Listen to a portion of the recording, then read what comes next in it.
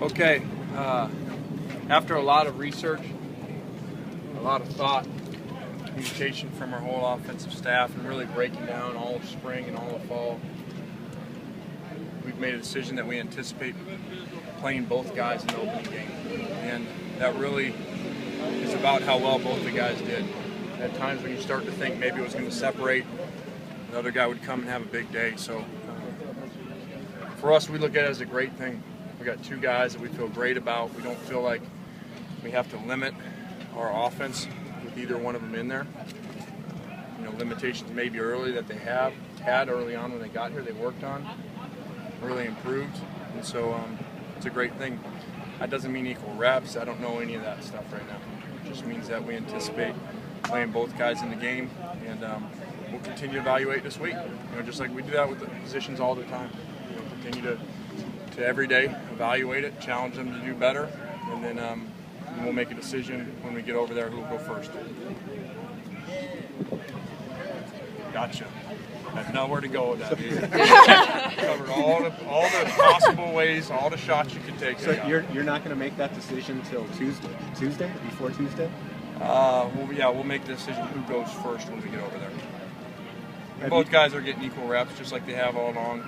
I think our offense feels really comfortable with both the guys. So it's not like one guy's been getting 80% of the reps. You know, that they've had a ton of reps between them with all of our skilled guys.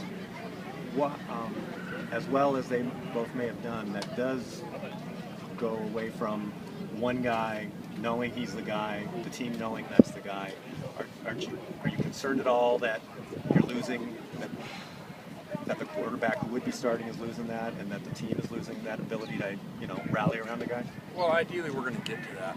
You know, ideally we wouldn't continue to do this all year. But at the same time, you know, it can't just be because we've had a way of doing things before. And so, like I said, they've both done so well, made so many plays, and communicated so well in the huddle that, you know, it just, one guy didn't show itself.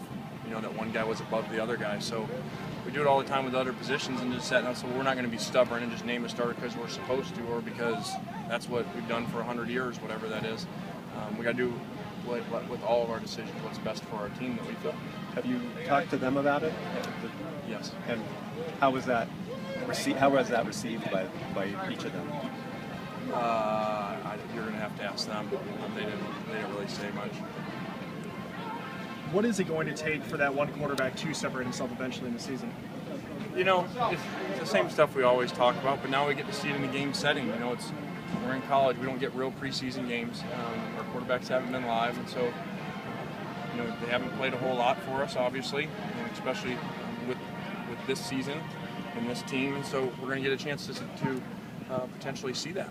You listed 3 running backs at the top of the depth chart. What was the gap between them and Buck Allen, and how close was he to being kind of that 4th co-starter? That depth chart doesn't mean anything. That's only because Tim makes me do it.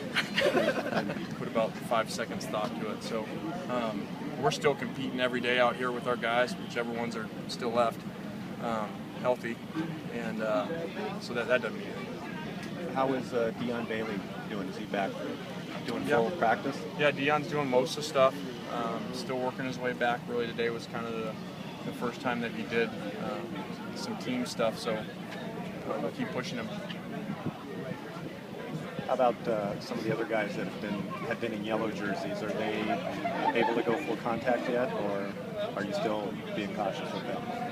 I mean, there's still a number of guys that aren't full contact, you know, that are limited in some fashion, that are doing most things without contact. Is Telford able to play? I anticipate him playing this. I anticipate him playing. How many players will you take to Hawaii? I don't know yet. We're running out of them. Unfortunately, we're supposed to be getting healthier.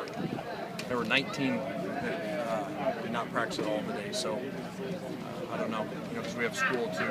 At the same time, that's our first week of school. Getting back to the quarterbacks, again, both playing well, but is there a concern that you just aren't going to be able to establish the kind of timing with one guy in there going into your first game? No, because we just had to weigh everything out, and we felt this was the best decision for our football team, not for anybody else. And And so I'm excited to see both of them play. I think they're going to do great. You talked about during the scrimmages, you're happy if the defense does well, but I said, offense is right there, vice versa. How much did you do that with the quarterbacks?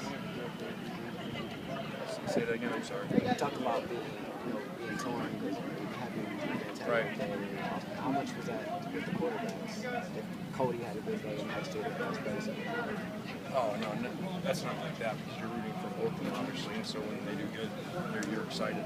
So it's not like a win one against the other that way. You know, your offense does well, it usually means your defense doesn't do well. So it doesn't come out that way when it's a competition amongst the same position. Did you ever Much have to do players this? here for you guys. Did you ever have to do this at Tennessee or with the Raiders in terms of having two quarterbacks, or for you as a coach, you're going to have to manage that in the game as well? Yeah, I'm not. But what I do like is, like I said, I don't feel like we have to call different plays for either of them.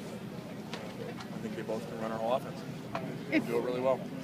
This is kind of a hypothetical, sorry, but if somebody goes in, Max, Cody, whoever it might be, and does extremely well, could you... Not working on hypotheticals. Okay.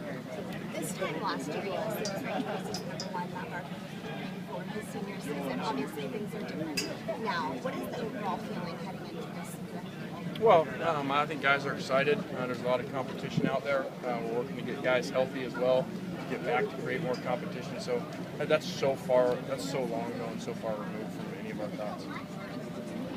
Was there anything one of them could have done to seize position? Yeah, I mean, obviously, if somebody would have outperformed the other one, we wouldn't be here. But they both did really well. For you and your offensive staff, I mean, you got so many things to worry about during a game. I mean, does this pose a new challenge for you guys as you're going through the course of a game, getting the right tempo for your unit going? I mean, do you see this as a new challenge or just an additional challenge? There's always challenges in football, and like we said, we got our problems like everybody has their problems, and so we'll look at it as an opportunity for two guys that are going to play great, just like when you have two guys that you're excited about at tailback. All right, thanks.